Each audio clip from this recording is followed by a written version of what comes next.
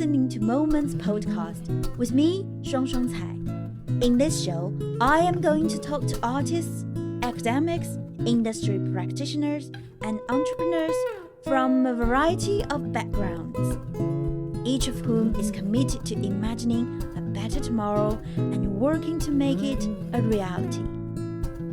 Some of their experiences are experimental, some are highly practical and ambitious. Most importantly, each dialogue is imaginative, because we want to engage in dialogue with people from all over the world who are curious about life, to enjoy a moment together, to seize the moment, to seize eternity.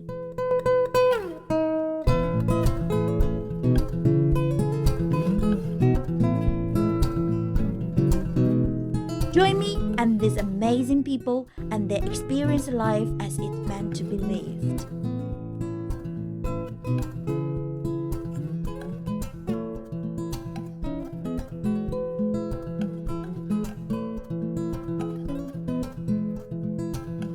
Hello everyone, welcome to Moments Podcast. Today, we record this podcast in Coventry University with Professor Mark Evans. Mark is Professor of Theatre Training and Education, Research Centre for Dance Research at Coventry University. Welcome, Mark. Thank you very much. Thank you. It's very nice to see you last time at Warwick University when we were at the TEPRA conference. Yes. Yeah. Do you have some good memory about that TEPRA conference? I do, yes. Well, it's always nice to go to a conference on your doorstep. So not having to travel halfway around the world to get to a conference was a delight. And always lovely to catch up with friends and colleagues from the theatre and performance world as well. And as usual, very thought-provoking, came back with a notebook full of thoughts and ideas to inform my future research and ways of supporting colleagues. So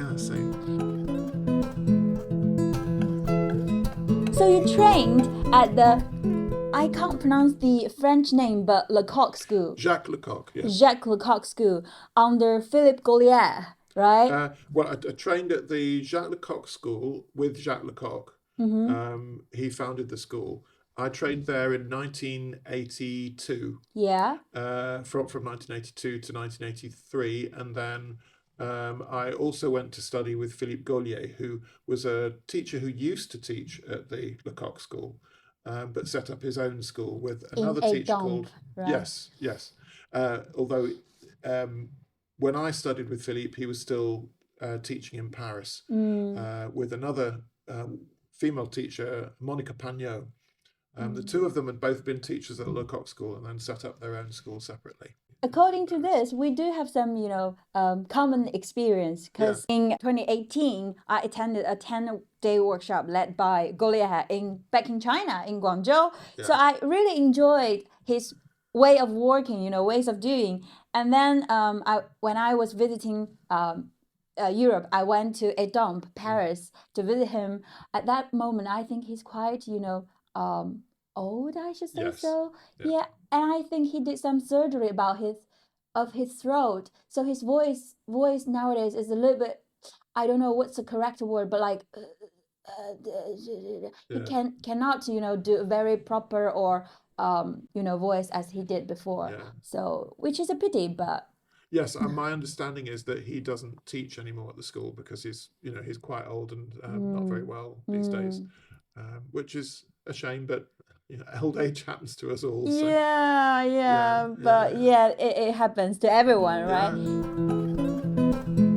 So given this shared background, could you reflect on how studying Lecoq's methodology in France influenced your artistic development till now? Well, when I went to study at the Lecoq School in France, as I said, this was in the early 80s, there really weren't a large number of places to study making theatre if you wanted to specialise in that kind of physical theatre practice. I'd already been to a small school in London called the Desmond Jones School of Mime, because back in those days people talked more about mime than about physical theatre. Physical theatre as a term in English only really started to become well used maybe towards the end of the 1980s and then into the 90s. So before that, people generally talked about mime. Of course, in the public imagination, mime means silent illusion mime, sort of the kind of mime that people would have probably most strongly associate with someone like Marcel Marceau, who was this sort of international artist who toured the world doing mime shows. I knew I didn't want to do that, and I'd heard about Jacques Lecoq's work, so that was my sort of first thought, that that was the place I wanted to go. And a number of things really in terms of my artistic development, I suppose. It was very different. It was very different from anything else that was on offer in the UK at that time, most of which was traditional approaches to acting and making theatre that was text-based. Not that Lecoq never referred to or used text or the voice, just that the emphasis was really on the body and on movement and on how you experienced and communicated the world through movement. So that was very different. Also, there's a huge emphasis at the school on collaborative theatre making. So a big part of the course there is something called the autocours, which is a French word that literally kind of meant self-taught. That part of the curriculum at the school arose during the 1968 events in Paris, the student riots and so on, where the students at the Lecoq School at that time, the school started in 1956, so the school had been going for 12 years by that point, and the students at that time protested to Lecoq that they wanted some time to make their own work.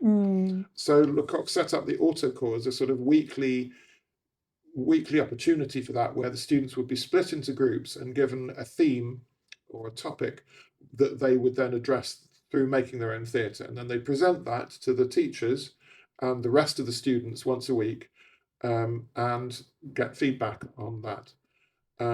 Again, though, I hadn't really experienced anything like that before, and it's a crash course really into how you make your own theatre. He would never tell you how to do it either. You really did have to discover for yourself, how do we make theatre together? A lot of mistakes, a lot of trial and error. But I think he purposefully didn't want to impose a way of working on the students. He wanted the groups of students to discover their own way of working. So that was very new and very important, that idea of collaborating and of making work that drew on other people. It's not just your own imagination, it's not just your own ideas, it's how you work those with another group of people was really important. Also, improvisation is a key thing at the school, so you do a lot of improvisation. Sometimes with very little preparation, so the teacher would just say, right, up you get, do it. Nothing which was else. very scary, yeah, but you soon learn to, if it suits you, you soon learn to thrive in that environment. But again, I'd never done that amount of improvisation. So it was the combination of all of those things, the emphasis on movement, and how things move around you. Lecoq famously talks about how everything moves. And if everything moves, then as a person using your own movement, you can start to engage in and transform your body into the world around you. So notoriously, part of the work is about performing as animals or as elements, or as sort of representing through movement the natural qualities of the world around you. A huge learning experience. Lecoq used to say at the beginning of the training at the school, he'd say, you probably won't really understand the training until 5 or 10 years after you leave the school, because it's so very little is explained at the time. It's an experience rather than a sort of a set of knowledge that you are given and you understand. It's an experience that you go through, which you gradually begin to understand more and more clearly as you travel through the training, but also afterwards as you start to apply it. So a lot of things that challenge, I think, the way that we commonly think of learning especially nowadays in higher education, where a lot of it is outcome driven, and students want to know, yes, but what will I learn? You know, what will I have? I want to make sure I get my 2-1 or my first class honours degree, and what are you going to tell me? What are you going to teach me? Whereas at the Lecoq School, it was kind of, it flipped that on its head, really, and it was more about, what's your journey going to be? What are you going to find out for yourself? It's a pity that most of the students cannot experience that kind of training way, that right? Because we all went to university, which gives us the standard how to be a good student, or you know, what kind of score you will get. But I think actors training is not it's always the opposite. Yeah, it was. Well, Lecoq would always say that although clearly he was training people to make theatre and to be performers, he did say that he was also training them for life as well. So he wanted his students to be able to sort of go off and be the best version of themselves, if you like.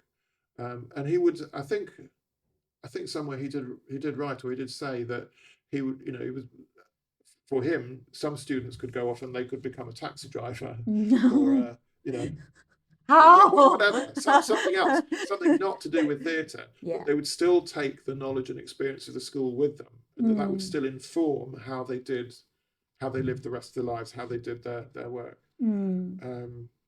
So he was seeing it as something that was essentially built on more than just theatre. You know, it's built on an understanding of what it means to be human, what it means to move, what it means to engage with other people. And you remind me of the day that I was reading the book, which is written by Lecoq.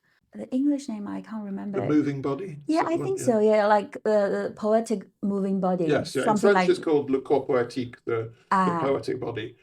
For some reason, the English translation, I think they thought the idea of the poetic body, poetry in England, sort of quite associated with, is associated with, I don't know, a kind of something that might be understood as a bit light and frivolous and romantic and whatever.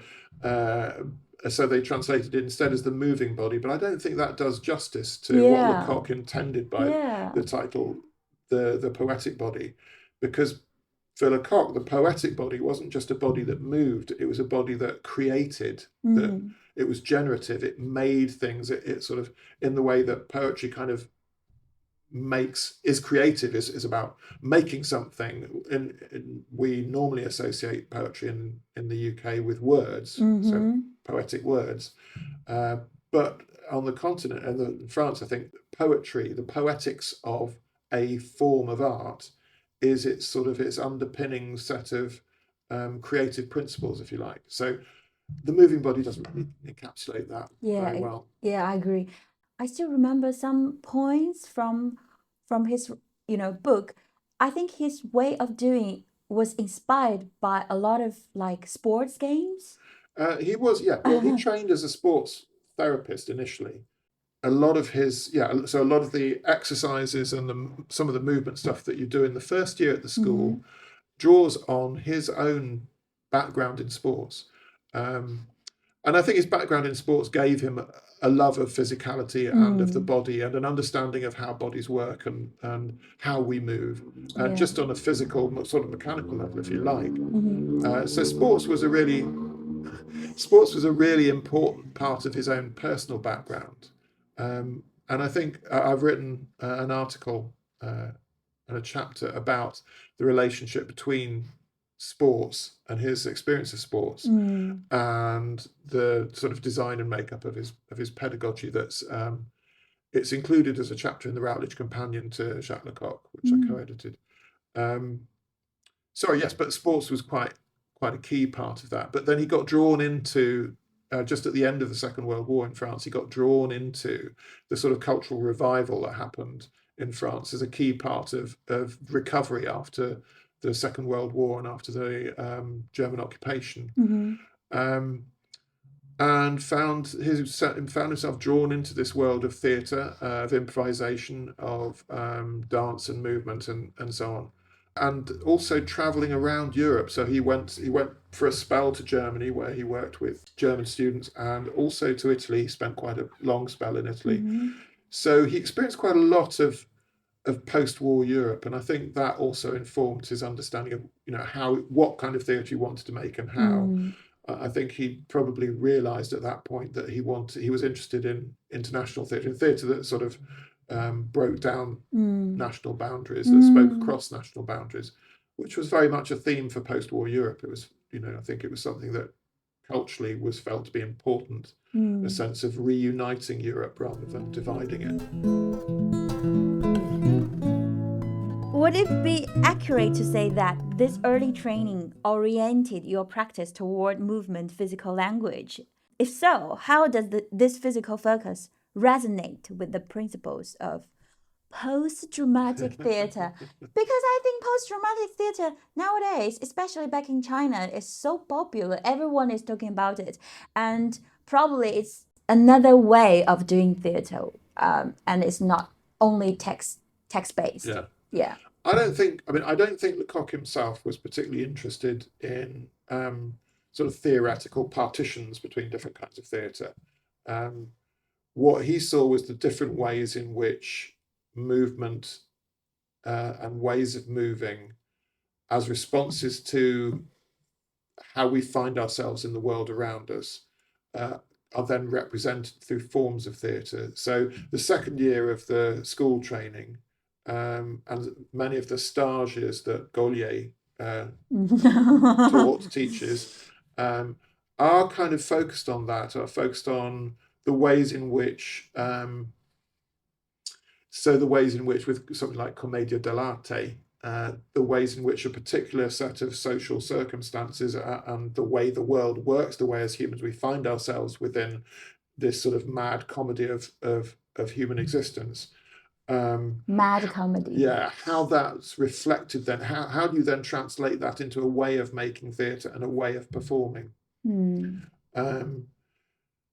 And although there are sort of, you can see echoes between that and post-dramatic theatre, I don't think that was of any particular interest to Lecoq. And of course, he died in 1999, which is probably before a lot of the sort of theorising around post-dramatic theatre really took off. And as I remember, when I was at the school, Lecoq really was not keen on students sort of trying to bring any of that kind of theoretical thinking into the work. So although post-dramatic theatre wasn't a thing then, certainly by the 1980s, I think people were aware of postmodernism as a sort of emerging set of theories around culture, the world, the way things function.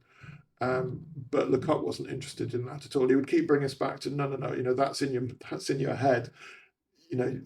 Think about start from your physical experience of being in the world. And often, I think that for him the challenge was to take things back to the simplest level, take things back to the essential level, if you like. So the neutral mask work would focus on things like what happens when you awake. What happens on a very simple level? How do we know? How do we tell when someone's waking up? What changes in the rhythms of their movement, the levels of tension in their body, the way in which they start to engage with the world around them, having not been conscious and then becoming conscious. There's a sort of growing awareness of the world around you. So he was much more interested in that than in notions of post-dramatic theatre, I think. It's not that, as I said, it's not that text or textual narrative doesn't enter into any of that, but it's that he's focusing on a set of sort of, he's focusing on a level of work that comes before that. So for him, words come after that initial engagement with the world around you. Words are a sort of another level of response to that. But unless those words are grounded in an understanding of that initial response to being alive in the world, they're not coming from somewhere. For him, they wouldn't be coming from somewhere authentic, I suppose. They wouldn't be coming from a sort of a real grounding in your embodied presence in the world. Is it meta theatre instead? before the language was created, we human beings are, communicating with each other only by our physical languages. Yeah, I mean, you could root it in that. You could root it in, anthropology and in myth and ritual and some of those things. I don't think Lecoq was particularly concerned about going too far down that road, because we'll never know how and when theatre actually started. But yes, I think there is something about that, and something about the ways in which theatre, sort of reenactment of the world around you, is surely one part of the origins of theatre. Yeah. Lecoq never overplayed, as I say, the mythical or ritual elements of that. And his work was quite closely based on the work of a French anthropologist called Marcel Jousse, who wrote a book called The Anthropology of Gesture. Marcel Jousse's ideas were that we, as children, we first learn about the world through enacting it, through, in effect, a form of miming it. You have to take away the idea of mime as being sort of, pretending that there's a glass wall that you can't walk through, but miming in terms of representing the world around you through your own embodied play, and that children do that naturally. And that's how children start to learn about the world, is through that sort of movement-based engagement. So Lecoq takes that and expands that, if you like, into understanding that as this is a way in which we understand ourselves within the world, but then it is also a way in which we develop the ability to represent the world around us for others, to transform it and make it into something that can be communicated to others. Nice. Gaulier used a lot of similar techniques or skills, toolkit that he experienced in Lecoq school. So are you using similar ways of doing when you were teaching to your students? Yes. So I still think there's a lot of value in using some of those techniques and exercises with students, to sort of take them back into their bodies and think about what they're actually communicating with their bodies. So a first level is really understanding that your body is always communicating, and then learning to appreciate what it's communicating, which may not always be what you think it's communicating. But so, for instance, just the act of putting the neutral mask on somebody's face, you straight away notice, because the face is very communicative, we're always seeing that we're hardwired as human beings to read an awful lot into people's facial expression. Yeah. So when you put a neutral mask on, so there's no real sort of particular emotion coming through on the face or expression coming through on the face, you look at the body, and straight away you can see all the little signals that people are sending out through the way they stand, their posture, what they're doing with their hands, their feet, their breathing, rhythms of their movement. All of that communicates an enormous amount. A lot of which, at least initially, they're not particularly aware of, and they don't necessarily have any particular sort of intentional control over.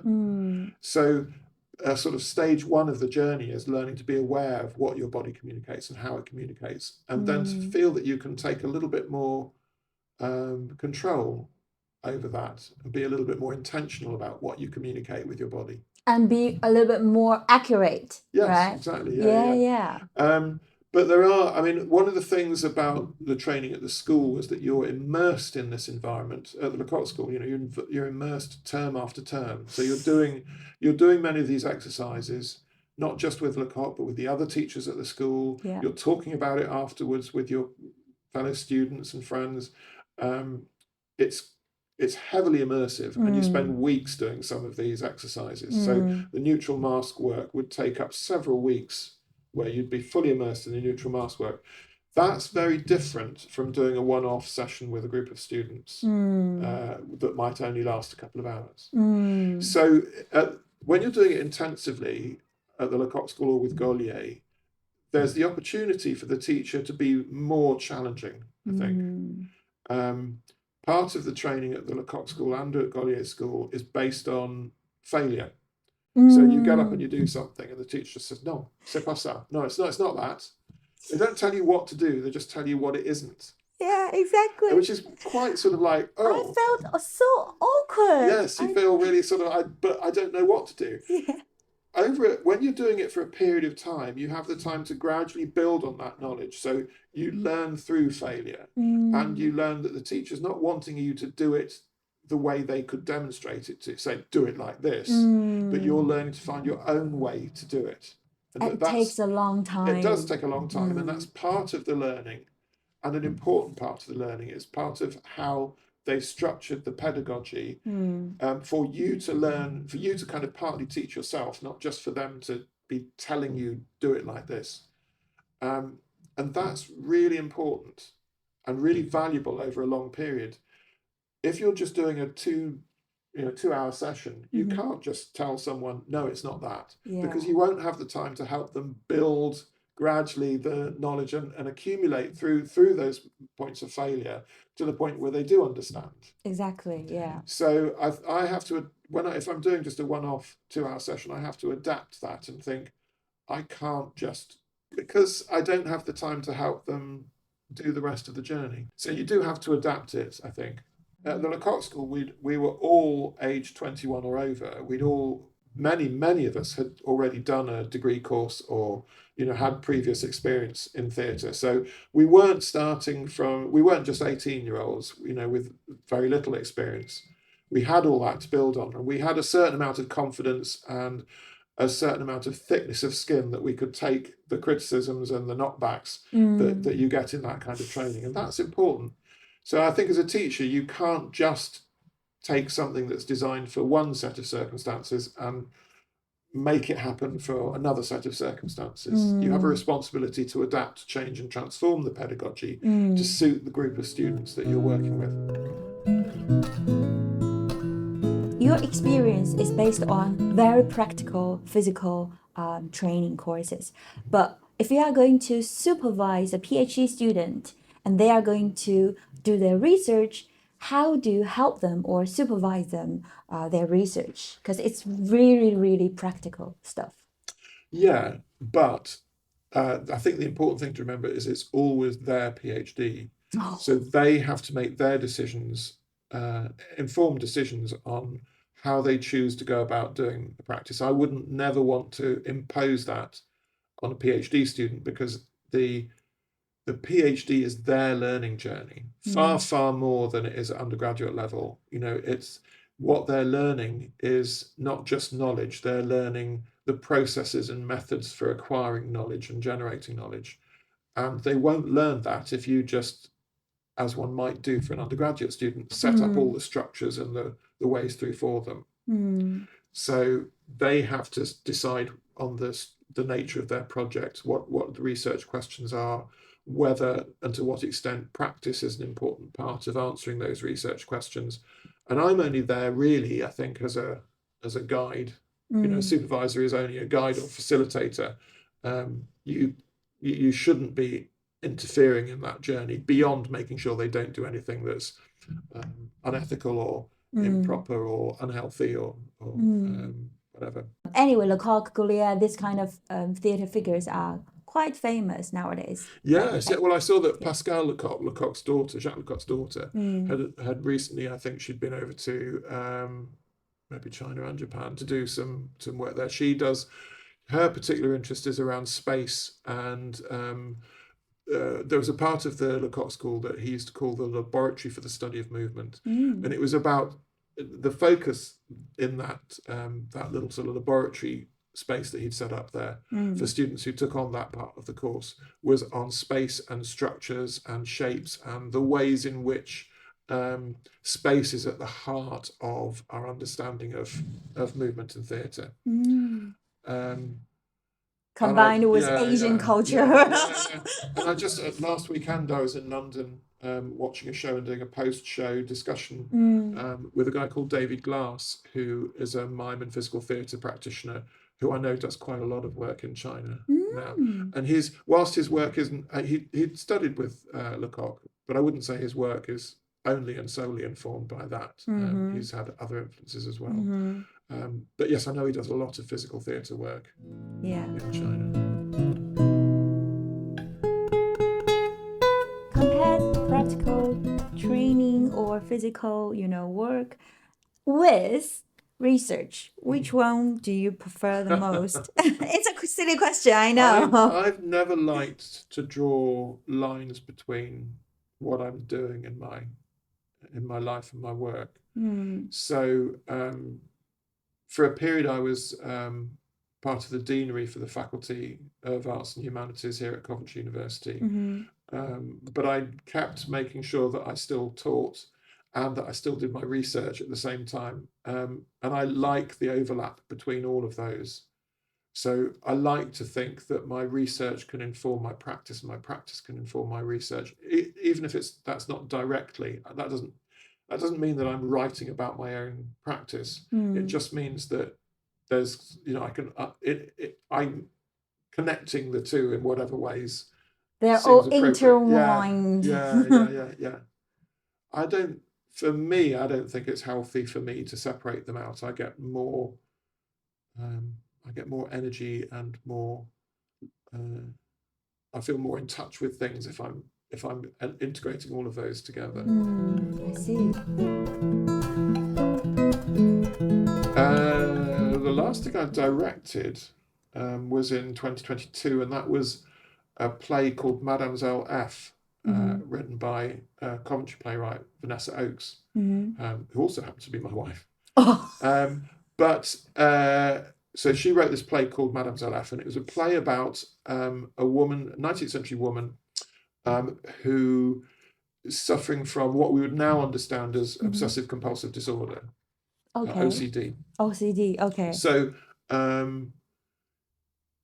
this woman we would now describe as neurodivergent, but of course in the 19th century she was in an asylum, but she was the first person, I think, who was formally sort of identified as having what we would now call obsessive compulsive disorder, although obviously it had been around for a lot longer than that.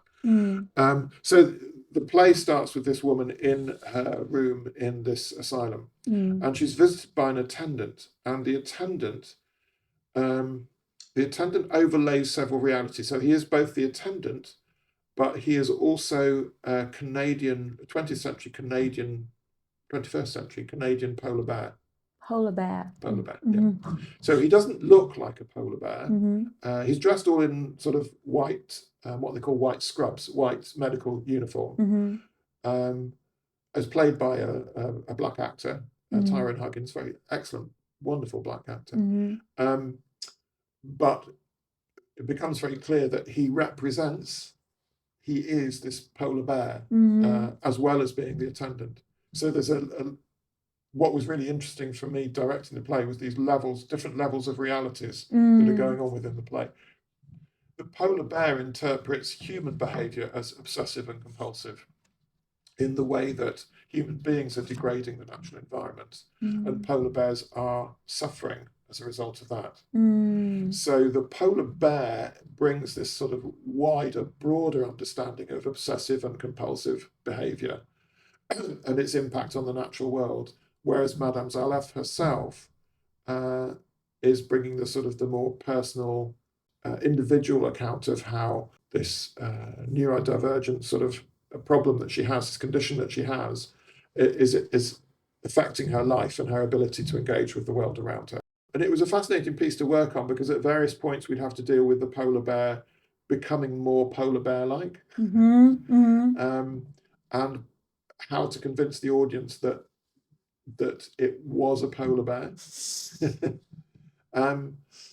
But yes, I mean, what really intrigued me was the overlaying of different realities, and yet finding ways in which all of those could be convincing and talk to each other, and yet not be so heavily if he'd have dressed up like a polar bear, he couldn't have done all the other stuff. He couldn't have behaved like he was the attendant in the asylum. So you have to find a kind of a way of allowing those different layers of reality to kind of sit on top of each other.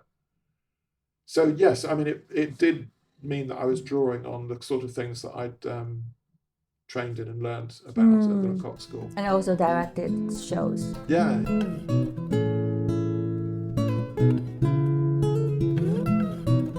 Do you think UK has a very,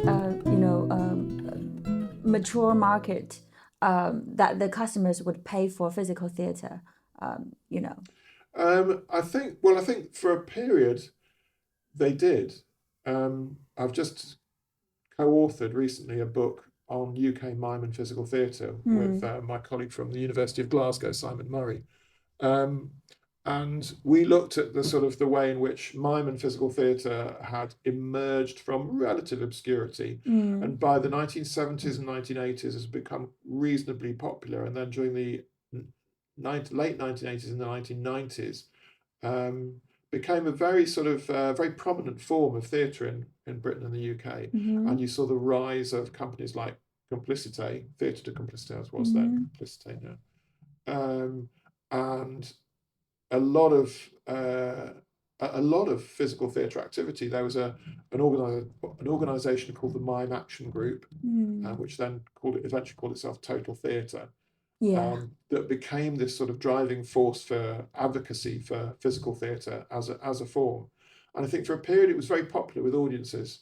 But now, well, there was a demise of small-scale touring in the country. So a lot of the small little venues that kind of work could easily tour to gradually closed down and disappeared over the following decades. So the years from 2000 to 2010, we saw a lot of those kind of venues change, become either bigger so they couldn't take small shows, or just drop out of operation. So physical theatre isn't so much of a thing as a separate entity. I think also it became integrated into mainstream theatre. So now many shows, many performances contain more movement and physical work than they used to, because people see it as something that audiences are attracted to and like to watch. They like to see actors being physical and expressive. It also enabled some shows and performances that I think people wouldn't have seen a way how to perform them. Suddenly they could see that the physical theatre techniques could make those stories performable. So the National Theatre did a show called War Horse, which was about this horse. It toured in China for years. Lots of puppetry and movement work. And it's hard to see how that could have been put on stage before having those techniques applied to it. And there are other shows as well. Obviously, there are a lot of other shows. And I think that's been a bit of a transformation. That's enabled commercial and subsidised theatre in the UK, the big theatre companies, to see value in the physical theatre techniques. So, which means mainstream theatre probably borrow some techniques from physical theatre, but rather than doing a pure physical theatre instead. Can I say so? Yeah. That would be a really good combination. Yeah. And that's not. Of course, there are still some small. There are still some physical theatre companies. What we'd understand as physical theatre companies still in operation. Yeah, I'd say the mix is much more richer and widely spread now. So whereas before you had a clear group of physical theatre practitioners who identified themselves as that and saw themselves as separate from the mainstream. I think now the mainstream theatre and the physical theatre sort of community, it's now more overlapped. There's a lot more overlap between them. I see. So we were talking about theatre industry, blah blah blah, and I noticed that you have one research interest, which is entrepreneurship and drama, right? Yeah. How come? Well, when I first moved to Coventry, and we were looking at setting up new courses, setting up degree programs in theatre, one of the things that we were interested in, the group of staff that set all this up, one of the things we were interested in is not just sort of enabling students to learn about the theory, history, and practice of theatre and of making theatre, but how you might survive, how you might create a career from that. Of course, you can sit waiting for someone to phone you up and offer you a job, but we also thought, no, your students need to feel more confident in starting their own careers rather than sit around and waiting for it opportunities. So right back, and this was back in the early 90s, right back then when I first moved to Coventry, I was interested in ensuring that students' courses included how to set up a small business, how to transform an idea into a show, how to find out who might be interested in that show. You know, how Finding are you the going to customers. market it and find customers. How are you going to do the simple business of just making sure that your business idea, your company, your small little organization keeps its head above water financially? So how are you going to deal with cash flow? All of those kinds of things. So I don't think we called it entrepreneurship at that point. I think if there was a name, it was probably just called professional practice. And the language of entrepreneurship sort of drifted in, I think, over that. So through the late 90s into the early noughties, the language of entrepreneurship as a sort of set of business practices then drifted in. Yeah.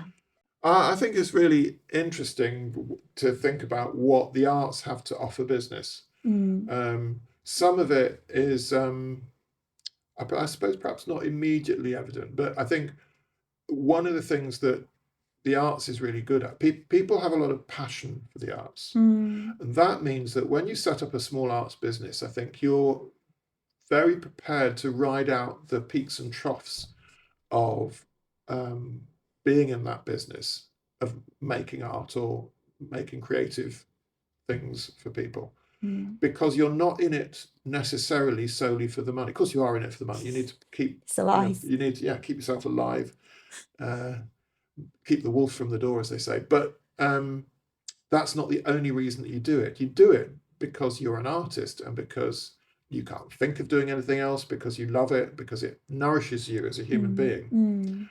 And I think many businesses struggle with retention. They struggle with keeping good people, because many of those people, if they're not feeling nurtured by their job, if they're not feeling that their creativity and their soul is being developed by the work they're doing, will not feel any particular loyalty to that company. And I think there's a whole set of ideas around how you engage your employers and the people who work for you, how you engage them in a kind of bigger picture, a bigger vision, that is potentially really valuable for commercial businesses, but difficult for them to wrestle with.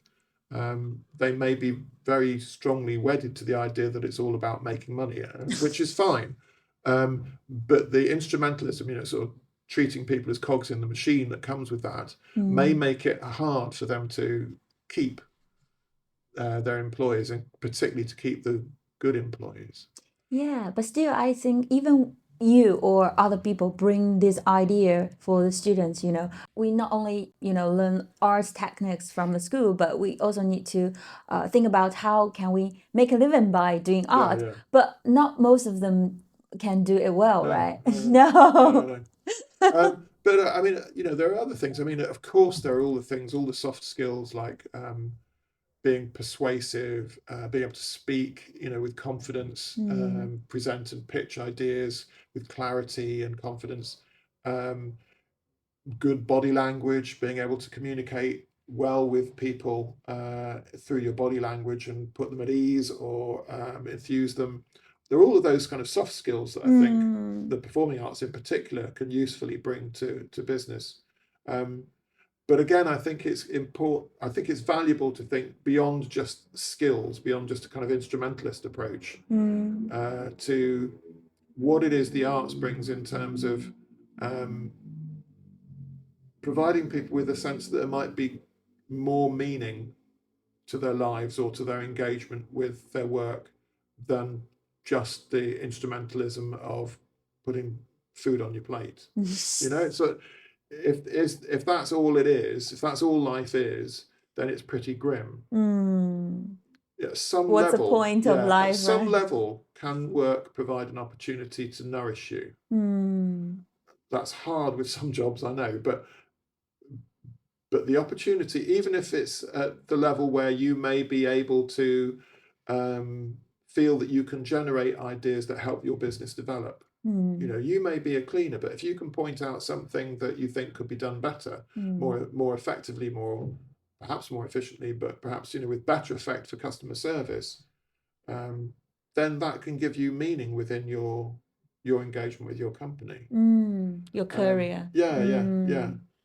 And I think there's something there about the ways in which, in the performing arts, for instance, in which, you know, the idea is that everybody pulls together to make sure the show happens. You know, everybody has their role, however small, and everybody deserves respect for the part that they play in making the event take place, and making the experience great for the customer, for the audience member. Mentioning about the entrepreneurship and drama, I think probably in the future or at the moment, drama can not only be as a performance.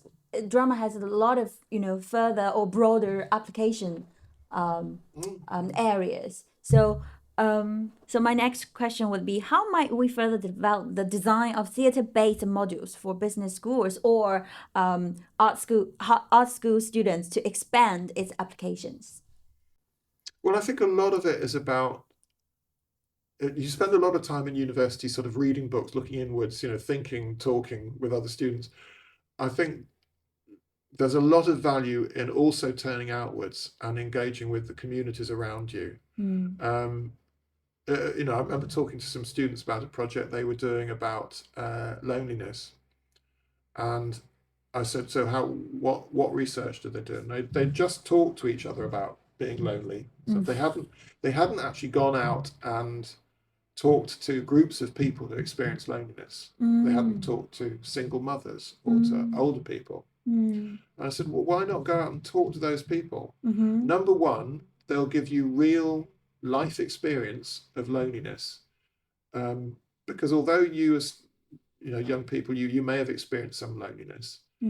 I don't think that'll be on the same level as some of these people who may have lived a lifetime of loneliness. Exactly. And they'll tell you things you didn't previously know. They'll tell you things about their own lives that aren't part of your experience. So they'll take you out of yourselves a bit. Plus, they are then the audience that you take your show back to. They have a vested interest in coming to see your show because it will speak to them about, you'll be able to take what they told you and transform it into something you can share back with them. There's meaning in that, but there's also, they are naturally going to be interested in seeing what you have to say. Otherwise, all that you'll have is your friends and family coming to see the show, who will always tell you, yes, that's wonderful, you did a great job. But they won't be able to really tell you whether you did what you intended to do, which was to say something meaningful about loneliness. So I think that's sort of really important in terms of designing for students to have a kind of experience of that enables them to develop confidence in being entrepreneurial. It is about turning outwards and looking for, you might have an idea, but you need to look for who's that idea going to be meaningful to, and then going out and talking to those people about the nature of that meaningfulness and shaping it in order to address that. So, which means your show or your performance is really based on not true stories, but like true feelings of people. Yeah. And the performance. And that's why they want to come see it. Yeah. No, that's in theatre terms, you might call it community engagement. Yeah, social in business terms, you might call it market research. But it's the same kind of thing. You've experienced years of practice and research. What unrealized project or idea or research do you most hope to bring to life in the near future? What I'm particularly interested in at the moment is how the sets of skills and knowledges and ways of working that I learnt at the Lecoq School and that other students obviously have learned from there as well. How might those benefit sort of communities? How might those be applied to help people in the wider world? So, of course, you can use them to make theatre, and that has been done and that's been written about. But I'm really interested in the ways in which people who graduated from the Lecoq School and other forms of training, like Gaulier's training and so on, how are they making use of those in social contexts, in political contexts, or even sort of to address ecological issues, the wider issues that face us today. So that's where my sort of research journey is going now, I think. It's more like applied theatre, right? Yes, but again, sort of being wary of putting things in boxes too soon. I'm interested in the sort of physical theatre and the Lecoq-based pedagogy and practice, and how those applied theatre, I think, has a very specific set of understandings in UK academia. And I suppose I'm a little bit interested in where those boundaries blur a little bit with physical theatre. So not necessarily pure applied theatre, sort of, where the emphasis is absolutely and entirely just on dealing with a particular social problem, youth unemployment or homeless or homelessness blah, blah. or whatever. But yes, the crossover between those techniques, those ways of making theatre, and whether there's specific things about them that might offer really interesting new ways of working in order to address social problems and ecological problems. So I've got a PhD student who's just started with me recently, and he was trained by one of the teachers who taught at the Lecoq School, who then set up his own school, not Gaulier, another one, someone called Lassad Saidi, who had his own school in Brussels. So he went through the training there, and he's now working with prisoners. He's working with people in prison. And he's interested, what his research is about is how those sort of skills that he learned might be applied within a prison context, and what might be the value for prisoners. So that's a similar set of interests to what I've been talking about. What is it in these sets of skills and exercises and improvisations and ways of working? What is it in those that might be usefully applied, not just to the making of theatre, but to broader audience? To broader sets of problems. Participants. Yeah, nice. Then I would say probably community theatre would get some benefits from the Lecoq's training ways of doing. Well, and it comes from what we talked about way back at the start, where Lecoq said that it wasn't ever just about training people to make theatre. It was about training people to live their lives like artists. Yeah. But for years, people regard Lecoq's ways of doing as, artists who are making theatres based on that, right? Worse than that, I think for a long time, Lecoq training was just about, in the public imagination, was just about mime and about clowns. Yeah. And there's so much more to it. Yeah. So probably in the future we can break down this wall to reach more audience and participants. Thank you, Professor Mark Evans, for sharing your invaluable insights with us today. And thanks for listening. See you next time.